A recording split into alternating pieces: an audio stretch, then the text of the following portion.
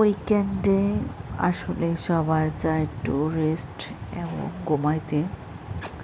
সেটা আসলে আমার হয় না তেমন একটা।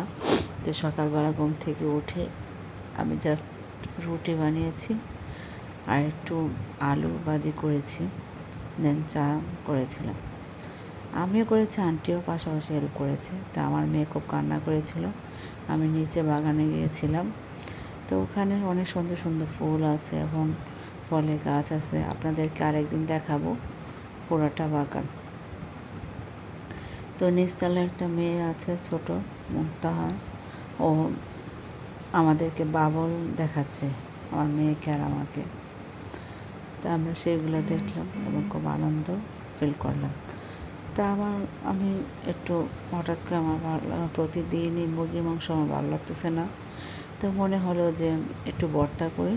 তো ঝটপট আমি ভর্তা বানিয়ে ফেললাম। আপনারা মনে করেন না শুধু ভর্তা আর এই ডিম ভাজিই খাই, বাবা সব কিছুই খাই।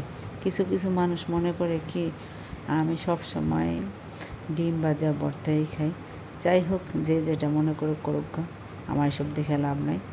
তারপরে আমি আমার বাগানে একটু পরিচর্যা করলাম, কারণ বাগানের অবস্থাটা খুব ভালো না। আমি তো ছিলাম না, বাড়িতে গিয়েছিলাম। আমার গাছগুলো মরে গিয়েছিলো, আল্লাহর রহমতে এখন বেঁচে গেল। তারপরে এগুলো করে মানি প্লান্টটাও একটু ছাঁটাই করে তারপর অন্যদিকে লাগিয়ে দিলাম। সময় পাই না এগুলাকে পরিচর্যা করার। যখনই সময় পাই তখন একটু একটু পানি দিয়ে রাখি। তবে আরও গাছ লাগাতে হবে। আজকের জন্য